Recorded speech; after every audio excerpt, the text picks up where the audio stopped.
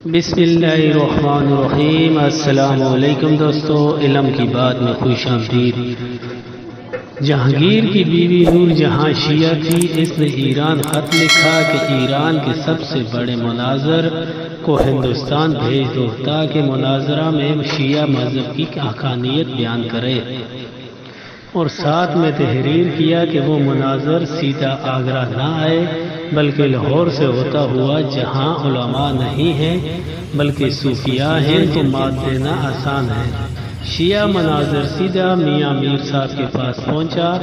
آپ اشراق کی نماز سے ابھی فارغ ہی ہوئے تھے۔ جیسے ہی وہ دروازے میں سے داخل ہوا، آپ نے فرمایا، یہ شخص جو آگے آگے آ رہا ہے اس کا دل سیاہ ہے۔ علیک سلیک کے بعد حضرت نے دریافت فرمایا، کیا کام کرتے ہو؟ شیعہ مناظر بولا کہ میں ایران سے آیا ہوں اور شان اہل بیت بیان کرتا ہوں۔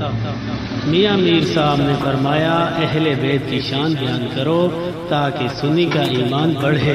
شیعہ مناظر بولا کہ امام حسین رضی اللہ تعالی عنہ کی شان ہے کہ کوئی گناہ گار شخص بھی آپ رضی اللہ تعالی عنہ کے مزار کے 40 میل کے ارد گرد دفن ہو جائے تو وہ بخش دیا جاتا ہے۔ میاں میر صاحب نے بار بار فرمایا، پھر سنا اور پھر پوچھا کہ امام حسین رضی اللہ تعالی عنہ کو یہ مقام کیسے ملا؟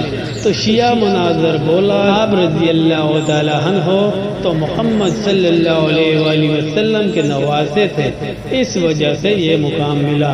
تو میاں میر صاحب نے فرمایا کہ جب نواسے کی یہ شان ہے تو آپ صلی اللہ علیہ وآلہ وسلم کی کیا عظیم شان ہوگی؟